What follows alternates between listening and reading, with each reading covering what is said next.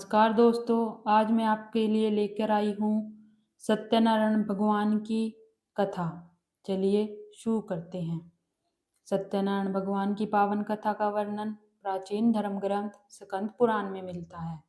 इस कथा का श्रवण और व्रत करने से मनुष्य के जीवन के दुख, दरिद्रता, संकट और बाधाएं दूर होती हैं तथा घर में सुख, शांति और समृद्धि का वास होता है। बहुत समय पहले देव ऋषि नारद लोक लोकांतरों में भ्रमण करते हुए पृथ्वी लोक पर पहुंचे। वहां उन्होंने देखा कि मनुष्य अनेक प्रकार के दुखों से घिरा हुआ है। कोई गरीबी से पीड़ित था, कोई रोग से, तो कोई पारिवारिक कलह से। लोगों के चेहरे पर चिंता और दुख स्पष्ट दिखाई देते थे। यह सब देखकर नारद मुनि का हृदय करुणा से भर गया। वे सीधे भगवान विष्णु के धाम पहुंचे और विनम्रता से बोले, प्रभु, पृथ्वी लोक अनेक दुखों से परेशान है। कृपया कर ऐसा सरल उपाय बताइए जिससे मनुष्य अपने दुखों से मुक्ति पा सके। भगवान ने मुस्कुराकर कहा, हे नारद, जो मनुष्य श्रद्धा और विश्वास से सत्यनारायण व्रत करेगा और कथा सुनेगा, उसके जीवन के कष्ट दूर हो जाएंगे। नारद मुनि ने यह संदेश संसार में फैलाने का निश्चय किया। एक नगर में एक अत्यंत गरीब ब्राह्मण रहता था। वह प्रतिदिन भिक्षा मांगकर अपना जीवन चलाता था। कई बार उसे भोजन भी नसीब नहीं होता था। एक दिन वह बहुत दुखी होकर नगर में घूम रहा था। तभी एक वृद्ध साधु उसके पास आए और बोले, तुम इतने दुखी क्यों हो? ब्राह्मण ने कहा, मैं बहुत गरीब हूँ, परिवार का पालन करना कठिन हो गया है। वृद्ध साधु ने कहा, तुम सत्यनारायण भगवान का व्रत और कथा करो, तुम्हारे कष्ट दूर हो जाएंगे। ब्राह्मण ने श्रद्धा से व्रत करने का संकल्प लिया। अगले दिन उसने जैसे तैसे सामग्री जुटाई, भगवान की पूजा की और कथा सुनी। धीरे धीरे उसके जीवन में परिवर्तन आने लगा। उसे नियमित काम मिलने लगा और उसके घर में सुख समृद्धि आने लगी। वह हर महीने व्रत करने लगा। एक दिन जब ब्राह्मण कथा कर रहा था, तब एक लकड़हारा वहां आया। उसने पूछा कि यह पूजा किस लिए हो रही है। ब्राह्मण ने उसे व्रत का महत्व बताया। लकड़हारे ने भी संकल्प लिया कि यदि आज लकड़ी बेचकर उसे अच्छा धन मिलेगा तो वह भी व्रत करेगा।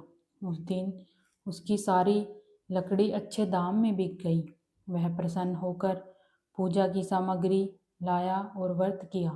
इसके बाद उसका जीवन भी सुखी हो गया। एक नगर में एक धनी व्यापारी अपनी पत्नी के साथ रहता था। उनके पास धन तो बहुत था पर संतान नहीं थी। एक दिन उन्होंने सत्यनारायण व्रत की कथा सुनी और संकल्प लिया कि यदि उन्हें संतान प्राप्ति होगी तो वे व्रत करेंगे। कुछ समय बाद उन्हें सुंदर पुत्री प्राप्त हुई। खुशी में वे अपना संकल्प भूल गए। जब उनकी पुत्री बड़ी हुई और उसका विवाह हुआ, तब व्यापारी अपने दामाद के साथ व्यापार के लिए समुद्र यात्रा पर गया। वहां अचानक उन्हें चोरी के झूठे आरोप में पकड़ लिया गया और उनका सारा धन छीन लिया गया। घर पर उनकी पत्नी और पुत्री भी गरीबी में जीने लगी। एक दिन उनकी पुत्री को याद आया कि उसके पिता ने व्रत का संकल्प लिया था। उसने तुरंत व्रत किया और भगवान से प्रार्थना की। उसी रात राजा को स्वप्न में आदेश मिला कि व्यापारी निर्दोष है। अगले दिन व्यापारी को मुक्त कर दिया गया और उसका सारा धन वापस मिल गया। जब व्यापारी घर लौट रहा था, तब रास्ते में उसने फिर भूल की। भगवान ने साधु के रूप में पूछा, तुम्हारी नाव में क्या है? व्यापारी ने अहंकार में कहा, कुछ नहीं, बस पत्ते हैं। भगवान ने कहा, ठीक है, ऐसा ही हो। तुरंत उसकी नाव का सारा धन पत्तों में बदल गया। व्यापारी समझ गया कि उसने भगवान से झूठ बोला है। उसने क्षमा मांगी, तब उसका सारा धन वापस मिल गया। घर पहुंचने पर उसकी पत्नी और पुत्री पूजा कर रही थी। उसकी पुत्री प्रसाद लेना भूल गई और पिता से मिलने दौड़ पड़ी। परिणाम स्वरूप व्यापारी की नाव फिर संकट में पड़ गई। जब उसे अपनी भूल का एहसास हुआ, तब उसने प्रसाद ग्रहण किया और संकट दूर हो गया। इस कथा से हमें कई शिक्षाएं मिलती हैं। सत्य वचन का पालन आवश्यक है। भगवान के प्रति श्रद्धा रखने से जीवन सुधरता है। अहंकार से हमेशा हानि होती है। प्रसाद और पूजा का सम्मान करना चाहिए। भगवान भक्त की सच्ची भावना देखते हैं। सत्यनारायण व्रत किसी भी शुभ दिन, विशेषकर पूर्णिमा, विवाह, गृह प्रवेश या किसी शुभ कार्य से पहले किया जाता है। इससे परिवार में शांति, समृद्धि और सौभाग्य बना रहता है। जो व्यक्ति श्रद्धा से यह कथा सुनता या करवाता है, उसके जीवन में सुख और शांति आती है। कहा जाता है कि जो भी श्रद्धा, भक्ति, सच्चे मन से सत्यनारायण भगवान की कथा सुनता है, उसके घर में कभी दुख और अभाव नहीं टिकते। भगवान सदैव अपने भक्तों की रक्षा करते हैं और उन्हें सही मार्ग दिखाते हैं। बोलो सत्यनारायण भगवान की जय। लक्ष्मी माता की जय।